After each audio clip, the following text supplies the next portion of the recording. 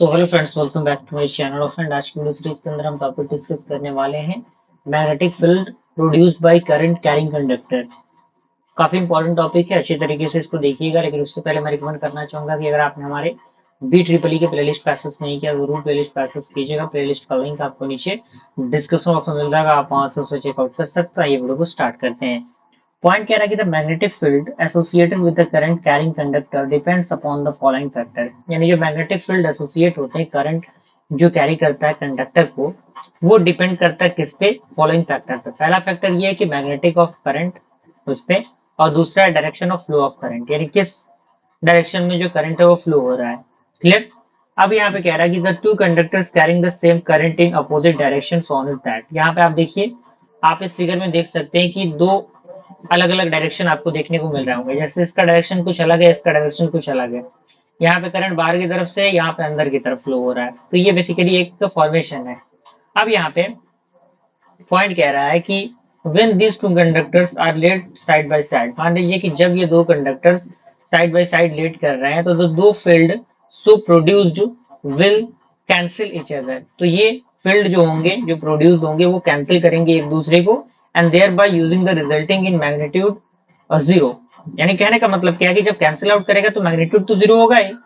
अब यहाँ पे कह रहा है कि the same current carrying in opposite direction is nil. यानी जो सेम करंट कैरी करेगा अपोजिट डायरेक्शन के अंदर, तो वो क्या होगा? नील होगा, यानी खाली होगा।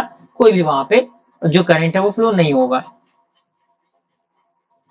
अब दूसरा पॉइंट कह रहा है कि the magnetic effect will be twice compare to one such conductor alone. यानी जो मैग्नेटिक फील्ड इफेक्ट होगा, जो हम ट्वाइस कंपेयर करेंगे इन कंडक्टर को अकेले, तो when they carry the same current, यानी ये क्या करेंगे? सेम करंट को कैरी करेंगे in the same direction. Okay. अब यहाँ पे पॉइंट कह रहा है कि amperes current law state that the line integral of the magnetic field intensity H along any closed path is exactly equal to the total current enclosed by the path। यानी जो ampere का current law है वो बताता है कि जो line integral होता है मैग्नेटिक फील्ड इंटेंसिटी H का, वो एक क्लोज पाथ के अकॉर्डिंग इक्वल होता है उसके टोटल इंक्लोज जो पाथ होते हैं उनके अकॉर्डिंग। जैसे कि मैथमेटिकल एक्सप्रेशन दिया हुआ है आपके सामने, जो इंटीग्रल है मैग्नेटिक फील्ड इंटेंसिटी H का, यहाँ पे आपका विद रिस्पेक्ट टू डीएल है, तो यहाँ से ये किसके इक्वल होगा? समेशन ऑफ आई के इक्वल होगा। ये इक्वेशन 1 हो गया।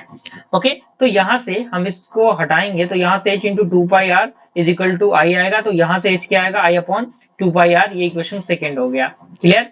अब यहाँ पे कह रहा है कि when instead of single conductor, यानी जब सिंगल कंडक्टर यूज होगा, तो there are n number of conductors enclose by the close path. तो यहाँ पे जो n नंबर ऑफ कंडक्टर्स होंगे वो इंक्लोज होंगे क्लोज पाथ के अकॉर्डिंग, और यहाँ पे जो h बनेगा वो N I upon two by R बनेगा। क्लियर?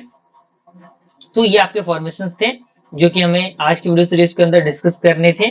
तो आई होप ये टॉपिक समझ में आ गया होगा आपको। मिलते हैं फ्रेंड्स अगली वीडियो में, तब तक के लिए थैंक यू।